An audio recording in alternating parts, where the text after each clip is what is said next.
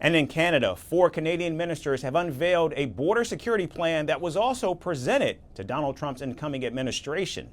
The plan, which emphasizes surveillance, intelligence, and technology, comes amid heightened focus on managing migration, drug trafficking, and organized crime across the U.S.-Canada border.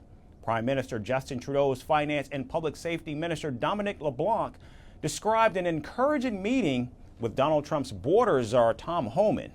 The ministers have outlined a comprehensive strategy to strengthen the border involving the deployment of helicopters, drones, surveillance towers, sniffer dogs, and a joint strike force targeting transnational organized crime. You have technology, different systems and whatnot, and these systems can help us tracking people down. And also we have access to drones. So I have drone operators as well, and this is a very effective way to help track people. Now, to support these efforts, Prime Minister Trudeau has pledged more than $900 million over the next 6 years, with a focus on fentanyl trafficking, irregular immigration, and criminal networks. We are looking for a win-win with the United States, where American businesses and citizens will do well, and Canadian businesses and citizens will do well. And one of the most important things for us to do is not to freak out, not to panic. Now, knowing that, yes, these would be absolutely devastating means we have to take them seriously, but it does mean we have to be thoughtful and strategic. This move also follows pressure from Donald Trump, who had threatened sweeping tariffs on Canada and Mexico unless they curb the flow of migrants and drugs into the United States. Canada's Immigration Minister Mark Miller also announced plans to amend Canada's immigration laws to allow the cancellation or suspension of immigration documents in cases of public interest, such as mass fraud.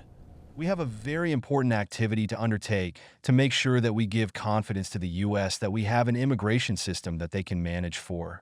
To anyone considering entering Canada illegally, as we head into the coldest months of the winter, we want to make it clear that trying to cross into Canada between our official ports of entry is dangerous. Now, it's also important to note that Prime Minister Trudeau's government has in fact been shaken by the resignation of Deputy Prime Minister Chrystia Freeland, with calls for Trudeau to step down only growing louder.